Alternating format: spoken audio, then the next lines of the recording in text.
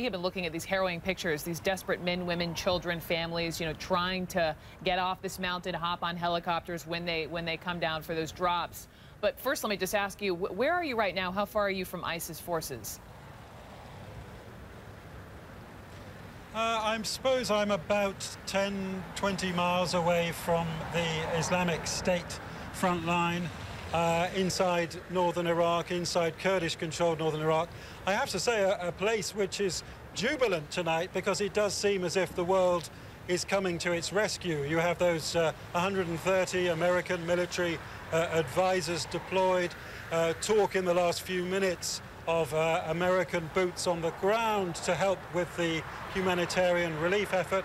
The French saying that they are prepared to arm the Kurds. The British saying they will join in with the relief effort as well. So it seems as if things are moving here, if not to push Islamic State back, then certainly to come to the rescue of these Yazidi refugees who've been suffering in such large numbers here. So maybe some jubilance where you are, but let's talk about the situation and how dire the situation was. You were in that on the mountain. You talked to different families in the region. There was a mother, Jonathan. Tell me about how desperate she was to feed her child. Well, I met this mother yesterday, and in fact I met her again today, and she was walking, and she'd been walking for 15 miles with her 2-month-old son, Ayman. And she was in such danger, and they were in such danger, that she had walked off Mount Sinjar into Syria, which, as you know, is not one of the safest of places, and then done a big loop round back into Iraq. And she told me that because they'd had no food on that mountain, and because her mother's milk had run out, she suckled the baby from a mountain goat in order to keep it alive. In fact, a very sensible thing to do, because a goat's milk is very nutritious. But she also told me that the reason she had fled is that her fellow Yazidis had been buried alive, as she put it. She had heard of executions, women being taken away, men killed, and she said that if she hadn't moved, if she hadn't taken her baby with her, she would have either been forced to convert to Islam or she would have been killed.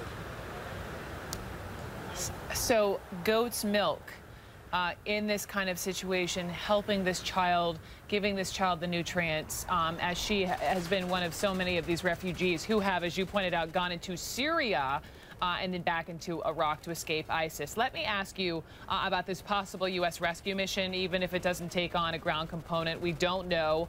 It's clearly evolving. But you have seen firsthand how dangerous it can be, in the skies. What do you see as the best solution there? Well, dangerous indeed, because I have to tell you that the helicopter pilot who crashed yesterday with a New York Times reporter on board, and she is okay, but it was the same helicopter pilot who carried me the day before, and that pilot is now dead. These helicopters that the Iraqis have been using are rusting old Russian Mi-17s. They only have 4 of them. Sometimes they are deployed on bombing missions against the jihadists, which is why they desperately need the latest technology. They need much better helicopters than what they've got. And I have to tell you, when I flew up over Mount Sinjar on a rescue mission, when we came back laden with 25 refugees, we heard anti-aircraft fire. The jihadists below us were trying to knock the helicopter out of the sky. And that is the risk that any pilot is going to have to take if he embarks on a mission like this. Trying to knock it out of the sky with weaponry from the ground.